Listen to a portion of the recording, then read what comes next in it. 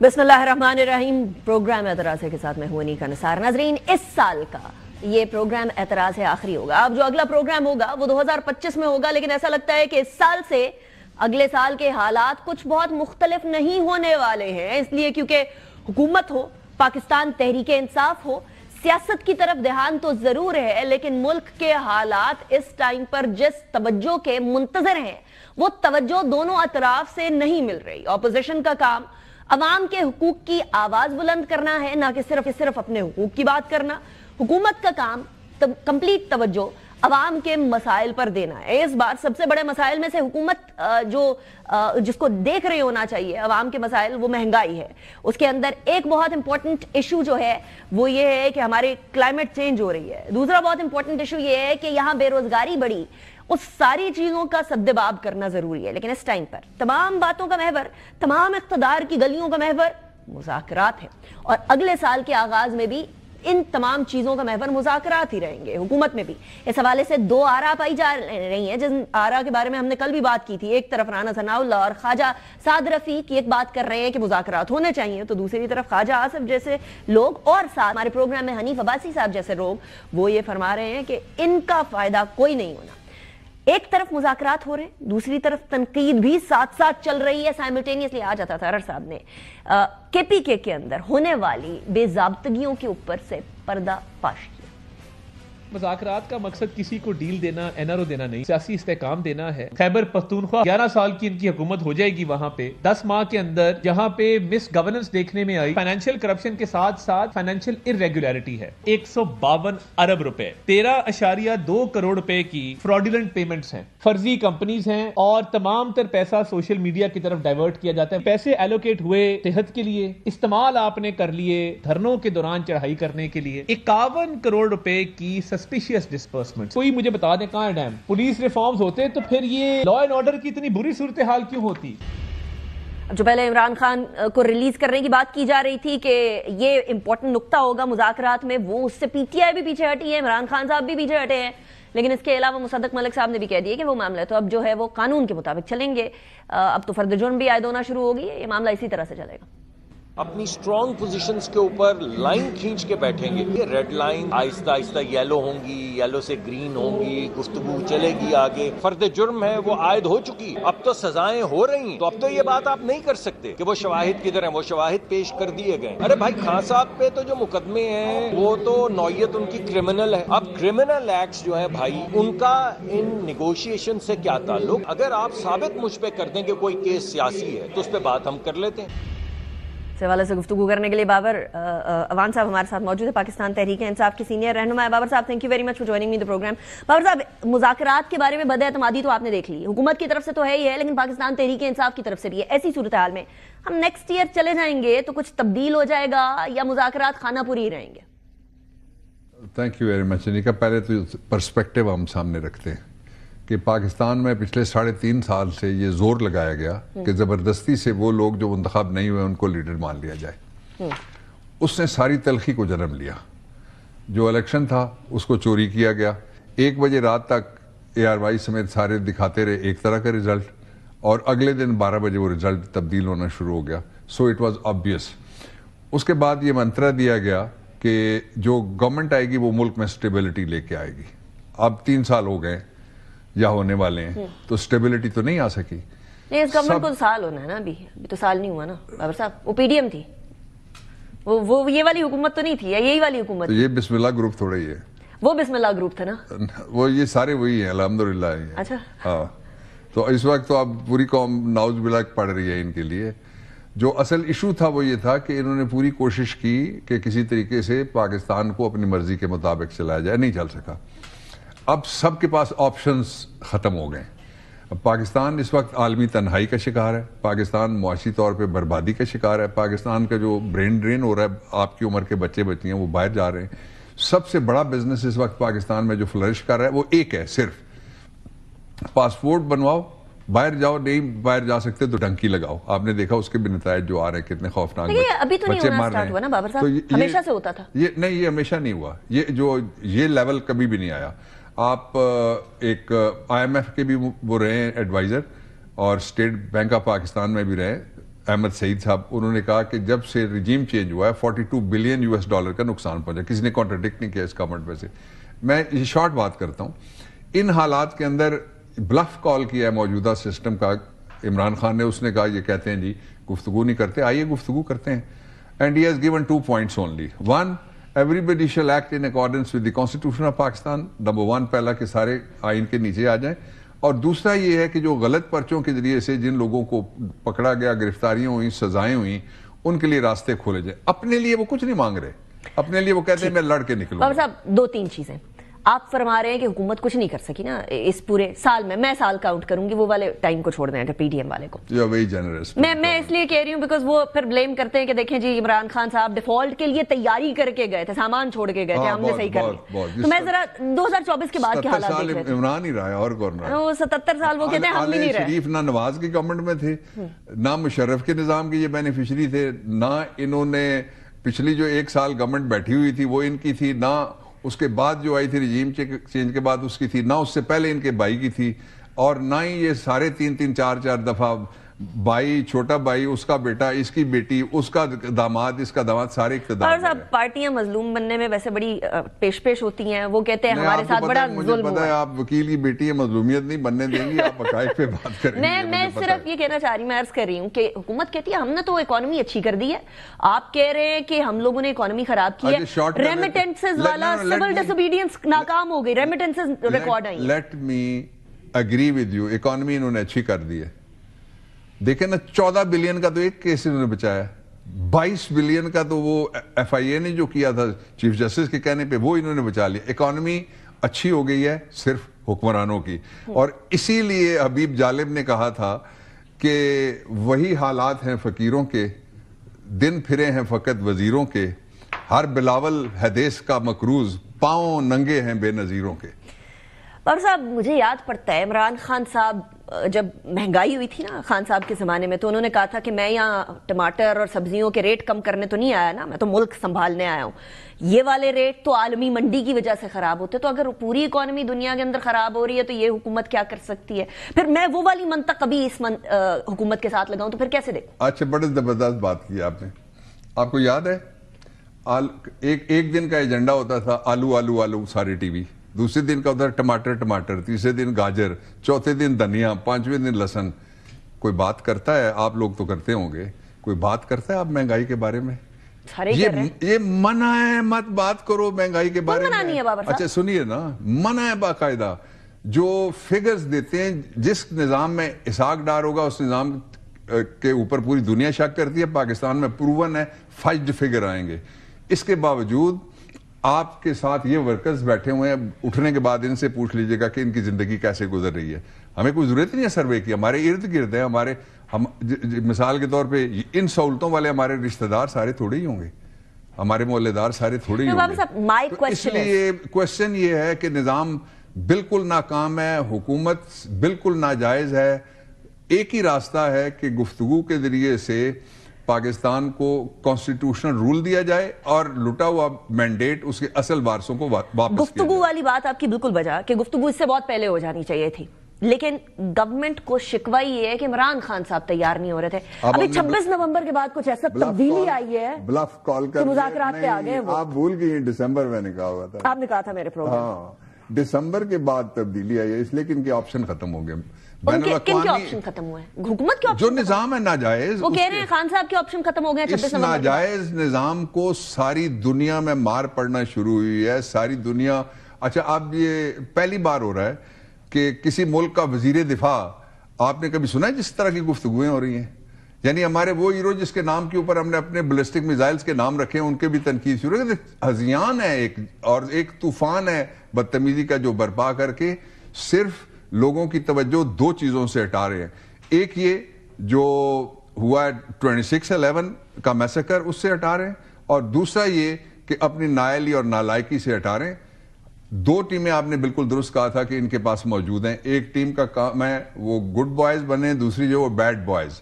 ٹھیک, آپ کہہ رہے ہیں یہ ان کا طریقہ کار ہے, طریقہ واردات کہہ رہے ہیں آپ اس کو؟ شروع سے یہ میں نے نہیں کہا, یہ تو بڑے پیر پگارا صاحب کہہ گئے کہ جب وقت آتا ہے تو یہ پاؤں پڑتے ہیں, وقت گزر جاتا ہے تو گلے پڑتے ہیں. ٹرن والی بات تو خان صاحب نے بھی کہی ہے. نہیں, یو ٹرن ہوتا ہے ریزنیبلنس. یو ٹرن ہوتا ہے صرف اس میں کہ if there is some reason which is not coming to my mind, آپ لاجیکل طریقے سے مجھے سمجھائیں یہ ایسا نہیں ہے, یہ ایسا ہے, یہ تو یو ٹرن ہو گیا.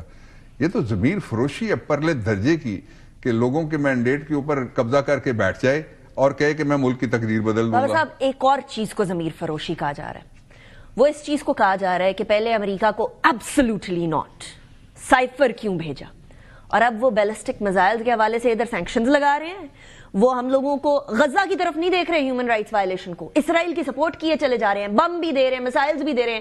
ادھر وہ کچھ کہتے ہیں بلے بلے بہت اچھا کیا انہوں نے, پاکستان میں ہیومن رائٹس وائلیشن ہو گئی. اچھا جی, تو یہ اس کو بھی ضمیر فروشی کہہ رہی ہوں. لیٹ می کم آن دی جو ہمارے لیجیٹیمیٹ بیلسٹک میزائل, آئی سے ود فل اتھارٹی, ہمارا لیجیٹیمیٹ بیلسٹک میزائلز کا نظام ہے, یہ 88-89 کے دوران شروع ہوا, اور اس کے بارے میں 88-89 سے لے کے اتنی بڑی ناکامی پاکستان کو پہلے دیکھنے کے لیے نہیں ملی.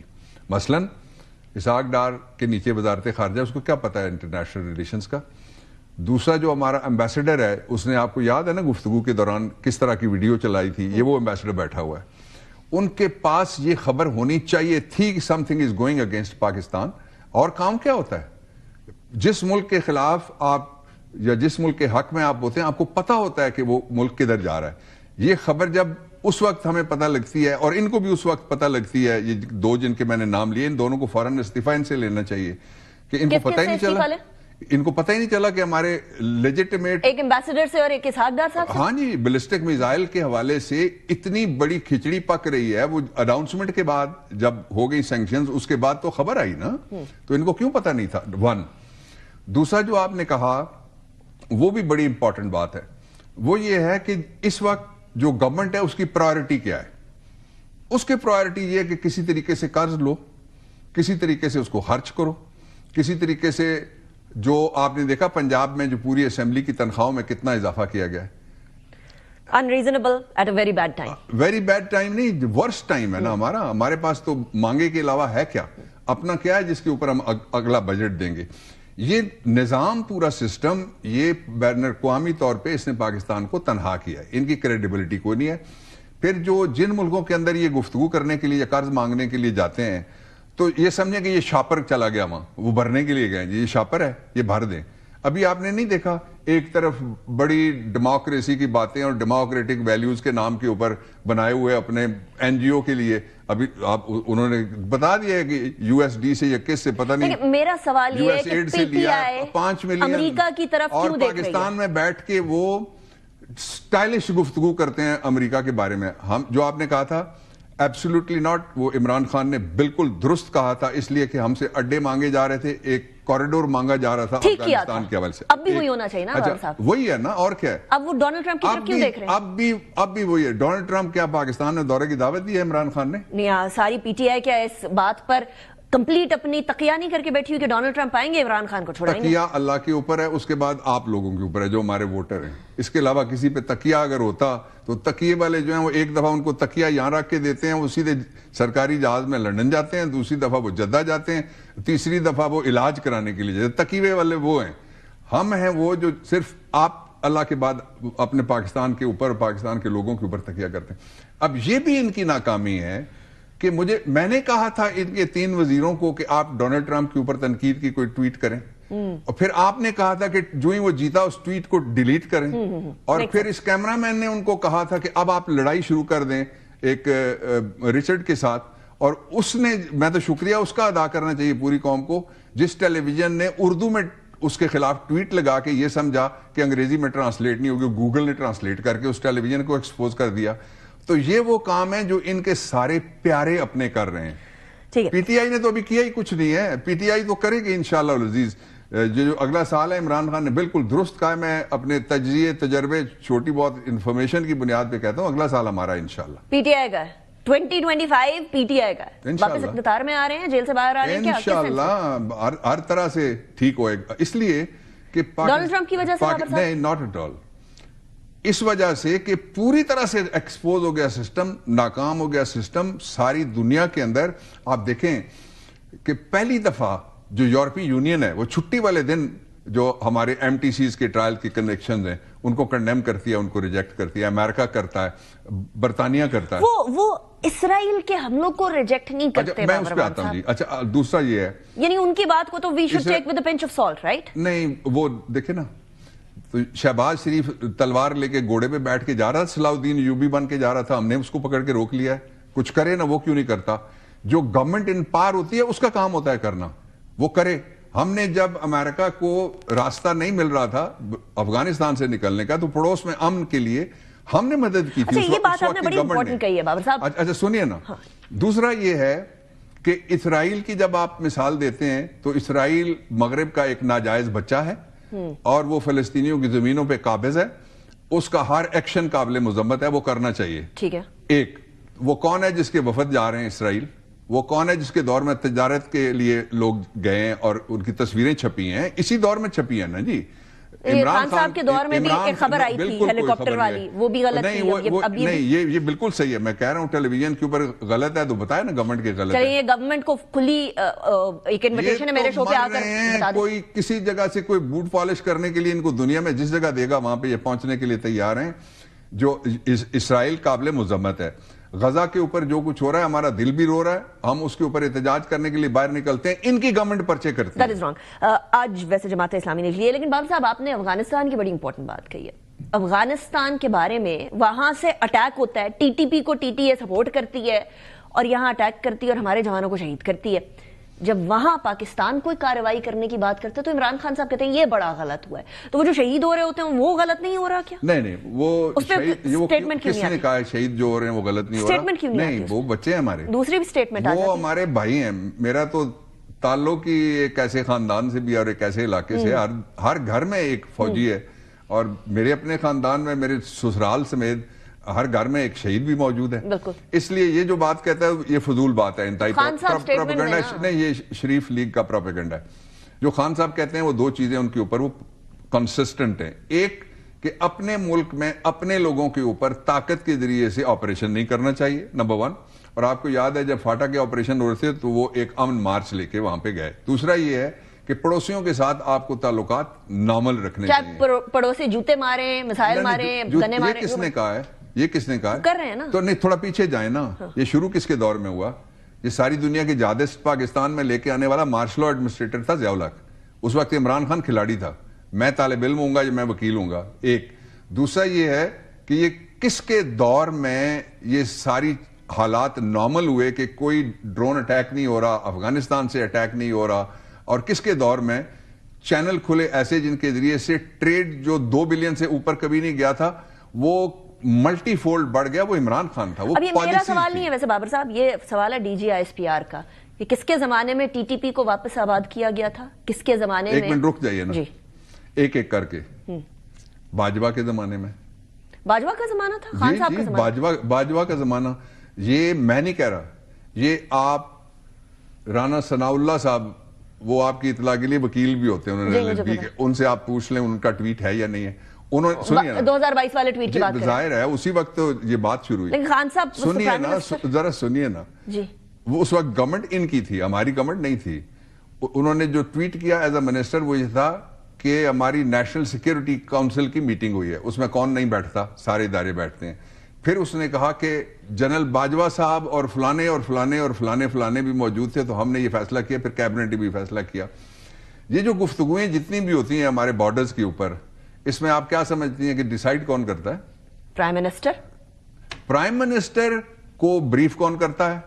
ایجنسیز. نو, اس کو بریف کرتے ہیں جو آپریشنل کمانڈ جن کے پاس ہوتی ہے. آپ چیف آف آرمی سٹاف کی بات کریں؟ میں سیدھی بات باجوہ کی کریں نا جی.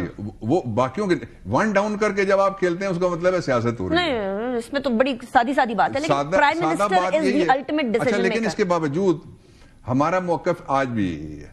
دیکھیں, جب نواز شریف کھڑا ہو کے کہتا ہے کوئی اعتراض نہیں اس کے اوپر کرتا, وہ کہتا ہے کہ یہ لکیر سی ہے, یہ جو باغا کی لکیر سی ہے, ادھر بھی ہم ہیں ادھر بھی ہم ہیں, ہم اوپر ارریسپانسبل سٹیٹمنٹ. اچھا, وہ ارریسپانسبل سٹیٹمنٹ ہوگی. ہم جب کہتے ہیں کہ آپ ایران کے ساتھ بھی بارڈر پہ امن ہونا چاہیے اور افغانستان کے ساتھ بھی, اس میں کون سی امن والی بات بالکل صحیح ہے ویسے بابر صاحب, امن والی بات 100%.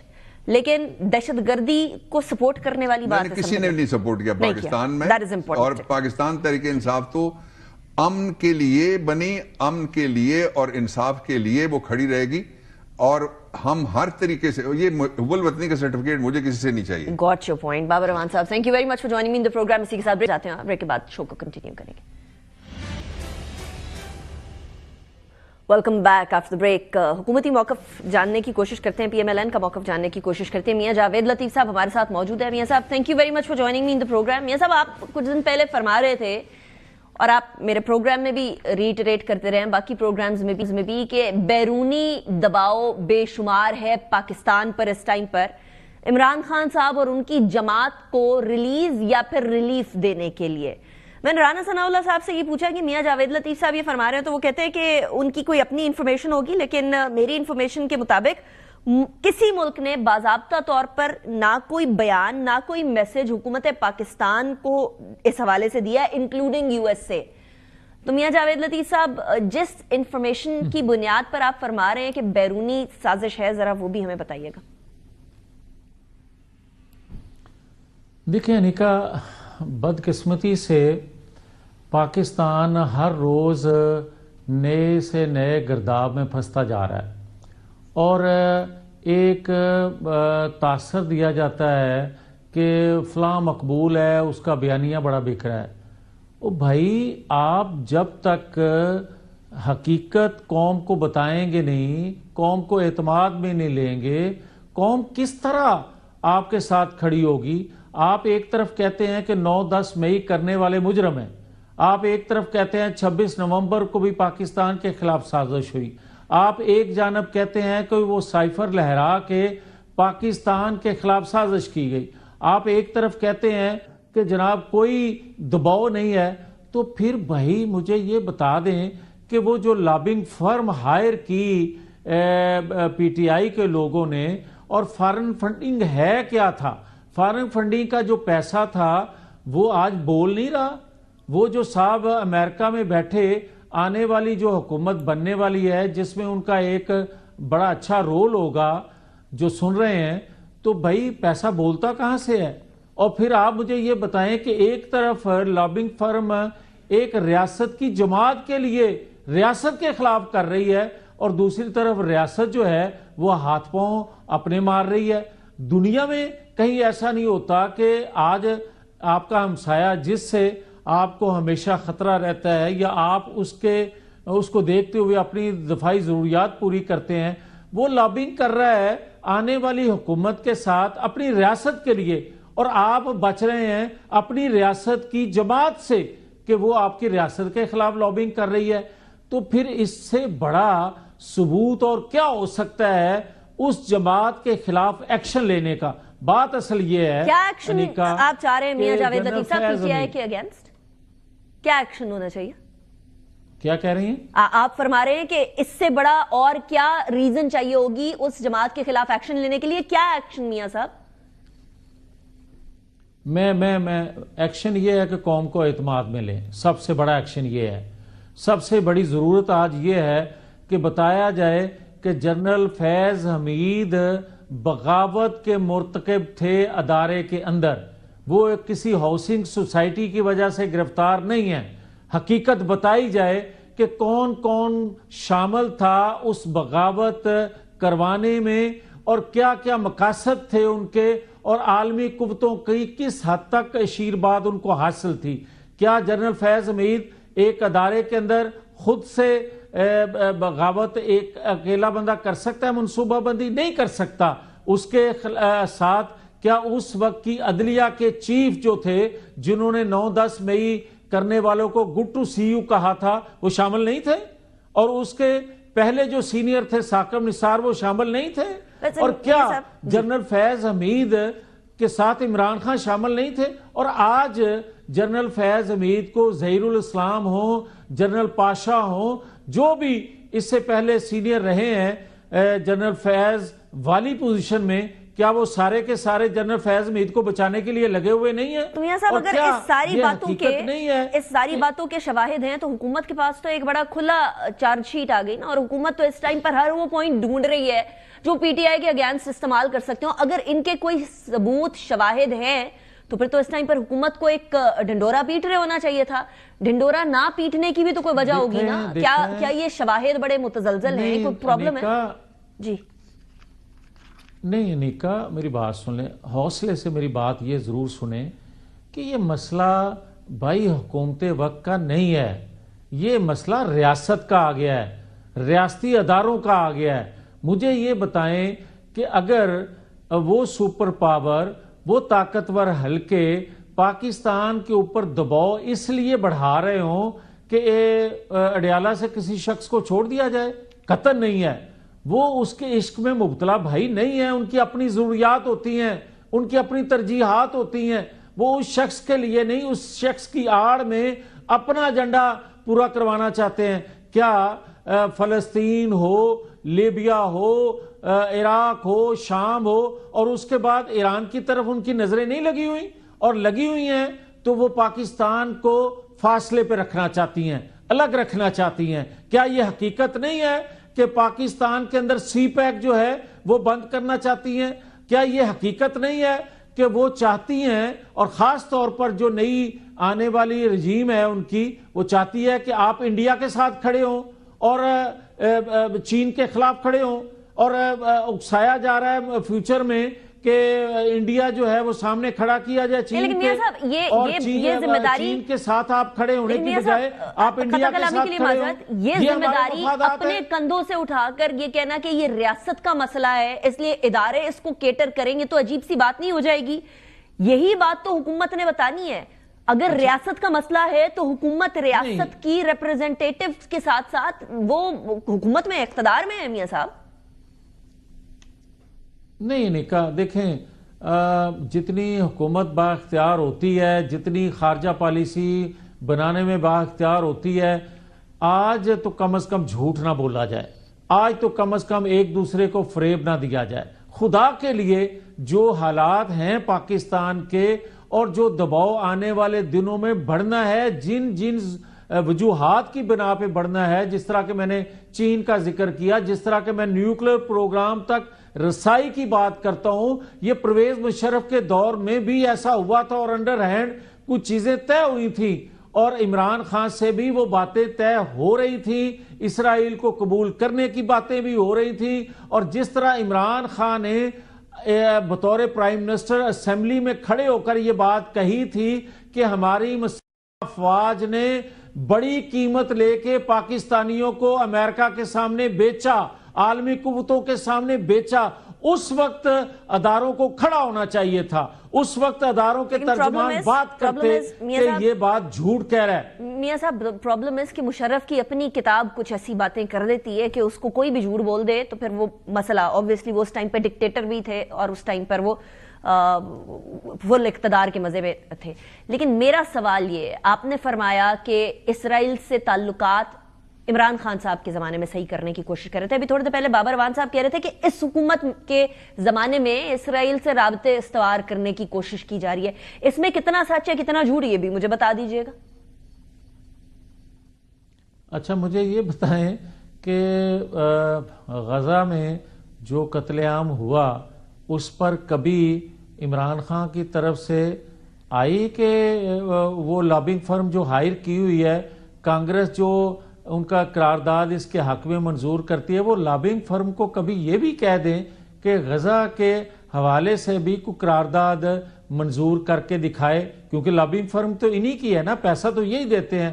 پھر آپ مجھے یہ بتائیں کہ افغانستان نے اپنی سرزمین سے دہشت گردی جو پاکستان کے اندر ہو رہی ہے، تو ہمارے اداروں نے پاکستان کو بچانے کے لیے یا ان دہشت گردوں کو اگر نشانہ بنایا، اس کی تو مذمت فوری طور پر عمران خان نے کر دی اور کہا کہ یہ ان کا اندرونی معاملہ ہے، دخل اندازی نہیں ہونی چاہیے. تو کیا پاکستان ان کو عزیز ہے یا دنیا بھر کے وہ لوگ عزیز ہیں جو پاکستان کو کمزور کرنا چاہتے ہیں یا یہاں دہشت گردی کرتے ہیں؟ یہ کسی کو علم نہیں ہے. اور پھر کیا یہ حقیقت نہیں ہے؟ یہ میں بار بار بات کر رہا ہوں انیکا کہ آج جس شخص سے آنے والے طاقتور شخص سے امیدیں لگائے بیٹھے ہیں عمران خان صاحب اور ان کی ٹیم، جن کو یہ گالیاں دیا کرتے تھے کہ ہم کوئی غلام ہیں، آج پکے تھتے غلام بن کے جو ان سے امید لگائے بیٹھے ہیں وہ رشتہ داری نہیں ہے ان کی کوئی. وجہ یہ ہے کہ ٹرمپ پر انہوں نے احسان کیا ہوا ہے. احسان یہ کیا تھا کہ جب بطور پرائم منسٹر کے یہ امریکہ گئے تھے، ٹرمپ صاحب سے ملاقات ہوئی تھی اور انہوں نے کہا یہ میرے بڑے اچھے دوست ہیں. انہوں نے ثالثی قبول کی انڈیا اور پاکستان کے اندر. یہ مسعود پاکستان تشریف لائے اور کہا کہ میں آج جو استقبال دیکھ رہا ہوں مجھے اس طرح لگ رہا ہے دوسرا ورلڈ کپ میں جیت کے آیا ہوں. اور اگلے دن مقبوضہ کشمیر پر قبضہ ہو گیا تھا. وہ ثالث کہاں تھا جو انہوں نے 70 سالوں میں امریکنز نے وہ مسئلہ حل کرنے کے لیے پریشان تھے نہ کر سکے. خان صاحب نے ایک ہی جملے میں یا ایک ہی وزٹ میں وہ کام کر کے دکھا دیا. تو آج بھی کوئی یہ مجھے کہے. ٹھیک، پرابلم اس کہ ہمارے یہاں تقریباً ہر سیاسی جماعت کے سربراہ پر غدار ہونے کا ٹھپا لگتا رہا ہے. اس ٹائم پر عمران خان صاحب پر اسرائیل اور امریکی لابی کا ایجنٹ ہونے کا ٹھپا حکومت لگا رہی ہے، آپ لوگ لگا رہے ہیں. لیکن پرابلم یہ بھی ہے کہ میاں نواز شریف صاحب کے اوپر جب انڈیا کا یار بننے کا ٹھپا لگا تھا تو وہ بھی صحیح ثابت نہیں ہو سکا تھا. اب عمران خان صاحب پر یہ جو ٹھپا لگ رہا ہے یہ کیسے صحیح ثابت ہو جائے گا؟ حکومت چپ ہے، آپ بول رہے ہیں. نہیں انیکا، میں بطور پاکستانی کے یہ بات کر رہا ہوں، میں بڑا کلیئر ہوں. مجھے یہ بتائیں کہ آج میرے پہ پابندیاں لگے، میرے پاکستان پہ پابندیاں لگیں اور آپ خوشی سے نڈھال ہو جائیں کہ دیکھا ہماری لابنگ فرم نے کتنا کام کیا. آج پاکستان پر یہ پابندیاں ہوں کہ آپ اپنی میزائل ٹیکنالوجی کو وسعت نہیں دے سکتے، مگر میرے ہمسایہ ملک جو ہے جس سے مجھے ہمیشہ خطرہ رہتا ہے وہ اپنی ایٹمی ٹیکنالوجی کو وسعت دیتا جائے، اس کے اہداف بڑھتے جائیں اور مجھے پابندیوں کا سامنا کرنا پڑے، میں نہیں یہ قبول کر سکتا. دیکھیں اگر ہمارے پہ پابندیاں لگا کے اگر ہمیں کوئی یہ بات کہے کہ ڈالروں کے بدلے آپ اپنی غیرت بیچ دو، اپنی آزادی گروی رکھ دو، تو معاف کرنا نکاح ہم نے بڑا یہ وقت دیکھا ہے. 1998 میں بھی میں نے یہ وقت ہم نے پاکستانیوں نے یہ دیکھ لیا کہ پابندیاں لگی مگر روکھی سوکھی کھا کے ہم نے مقابلہ کیا تھا. ہم گردن اپنی پیش نہیں کر سکتے، گردن کٹوا سکتے ہیں اس پاکستان کی سلامتی پہ. آپ کو اتنا بڑا تھریٹ دیکھ رہے ہیں میاں صاحب، اتنا بڑا تھریٹ؟ میں بالکل نہیں کہا.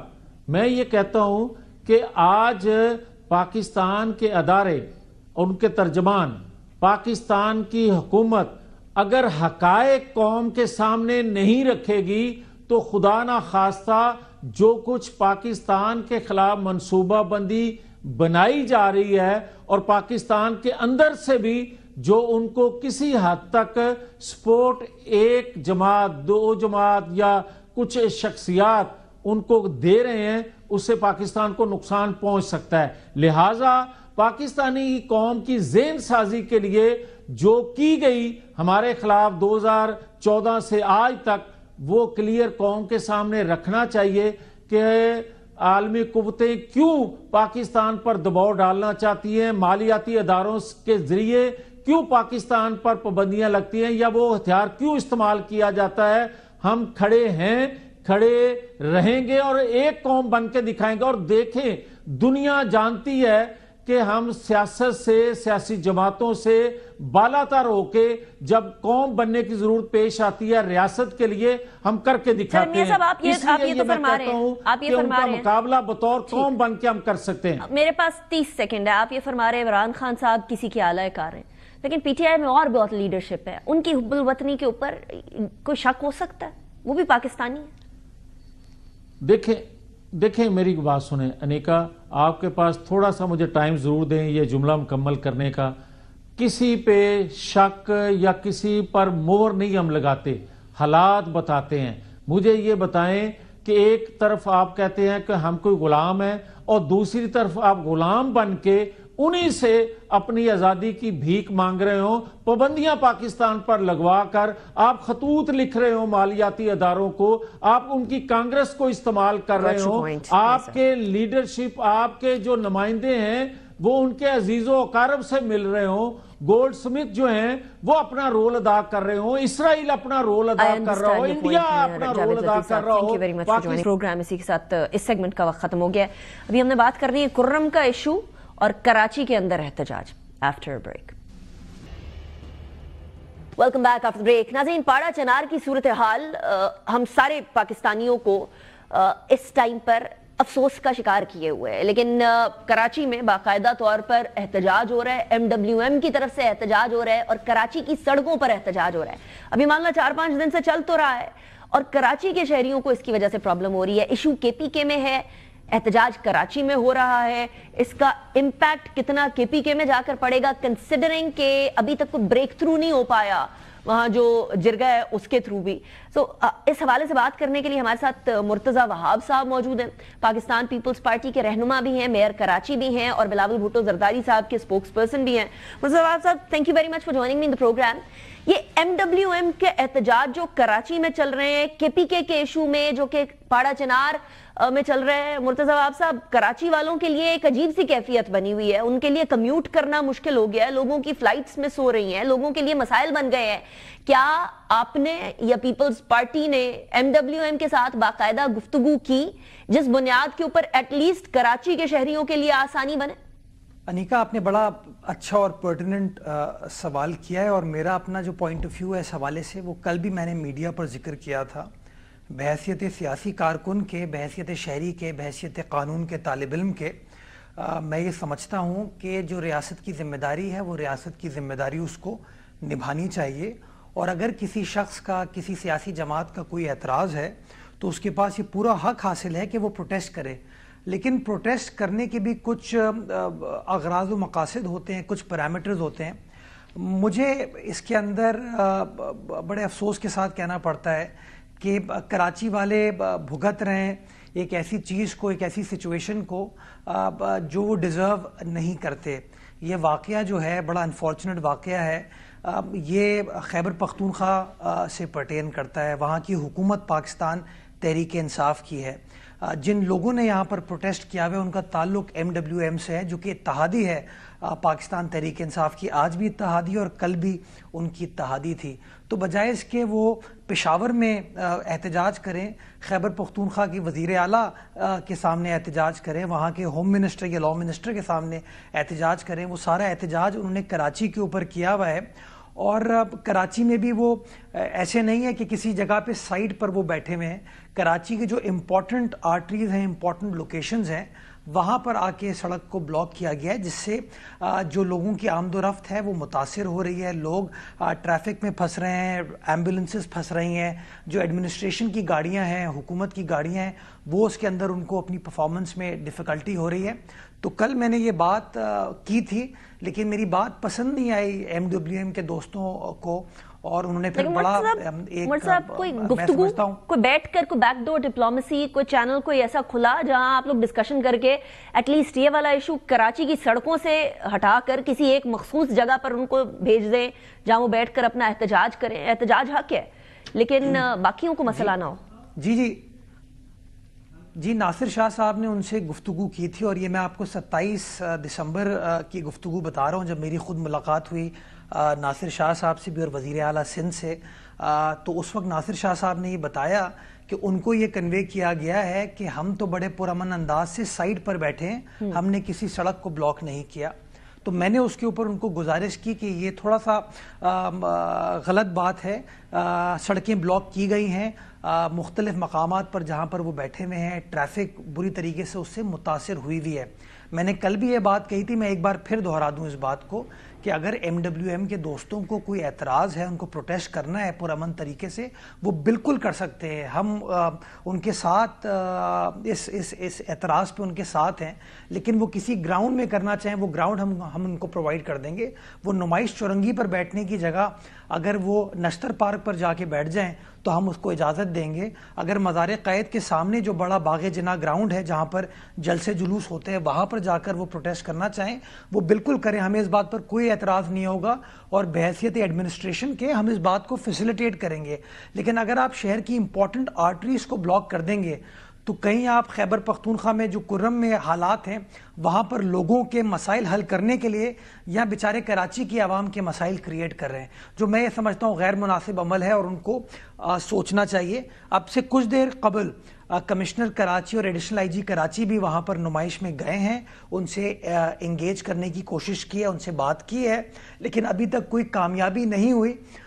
ہم کوشش کر رہے ہیں کہ ڈائیلاگ کے ذریعے یہ معاملہ حل ہو جائے, اور انشاءاللہ کوشش کریں گے کہ آج رات تک یہ حل ہو جائے, بیکاز کل منڈے ہے, first day of the week, لوگ واپس اپنے دفاتر کی طرف جائیں گے, اپنی صنعتوں کی طرف جائیں گے, اور پھر ایک بار پھر لوگوں کو دقت ہوگی. تو ہم چاہتے ہیں لوگوں کو دقت نہ ہو.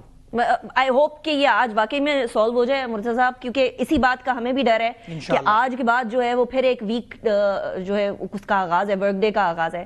لیکن مرتضیٰ صاحب دوسری طرف ایک اور ٹاپک کی طرف بھی بڑھتے ہیں, بیکاز گورنمنٹ اس ٹائم پر آلریڈی بہت سارے مسائل میں پھنسی ہوئی ہے, اور گورنمنٹ کے اتحاد کا ایک امپورٹنٹ پارٹ پیپلز پارٹی ہے. لیکن بلاول بھٹو زرداری صاحب کی ریسنٹ سٹیٹمنٹس کی وجہ سے ایسا معلوم ہوتا ہے کہ جو دوریاں ہیں وہ بڑھ رہی ہیں, اور پھر قیاس آرائیاں بھی بڑھتی ہیں. ایک طرف نیشنل گورنمنٹ کی لوگ بات کرتے ہیں, دوسری طرف یہ ناراضگیاں آ جاتی ہیں. کیا ہو رہا ہے, یہ کوئی توڑ پھوڑ والا حساب تو نہیں ہونے لگا اتحاد میں؟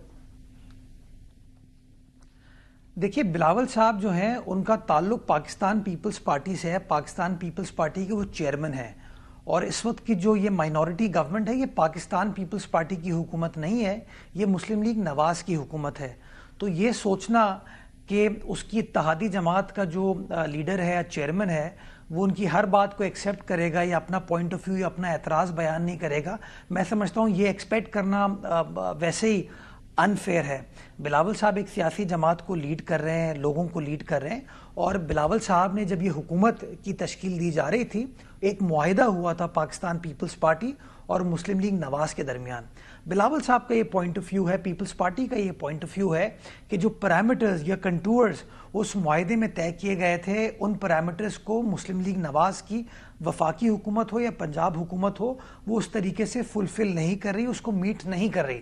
تو بحیثیت سیاسی لیڈر کے بلاول صاحب اپنا پوائنٹ آف ویو کنوے کر رہے ہیں.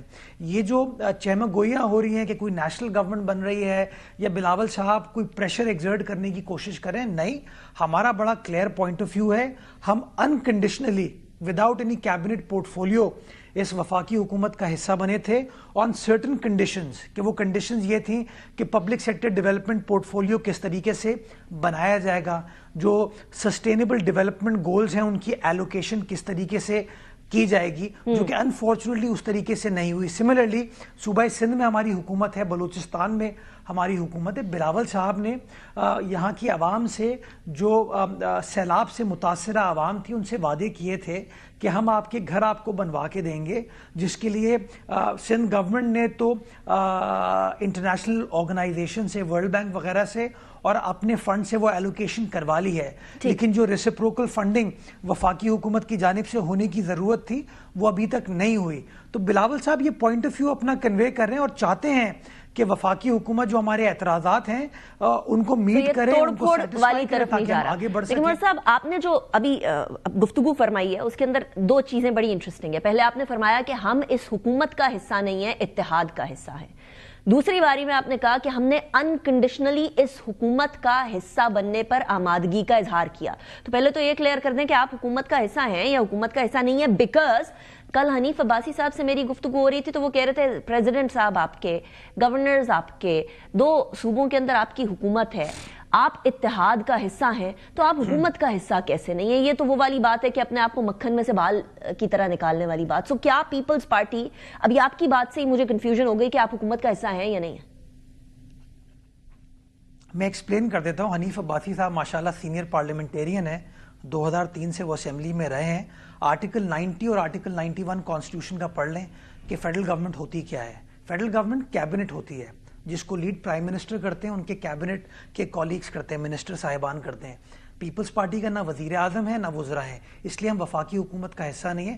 ہاں, جو مائنورٹی گورنمنٹ مسلم لیگ نواز کی ہے اس کو ہم نے سپورٹ کیا ہے انکنڈیشنل, اس طریقے سے کہ ہم نے کہا کہ ہمیں کوئی وزارت نہیں چاہیے. ایم کیو ایم نے وزارت لی ہے, مسلم لیگ نے جو قاف لیگ ہے اس نے وزارت لی ہے. پیپلز پارٹی چونکہ وفاقی حکومت کا حصہ نہیں ہے اس لیے ہم کہتے ہیں کہ ہم انکنڈیشنلی ان کو سپورٹ کر رہے تھے.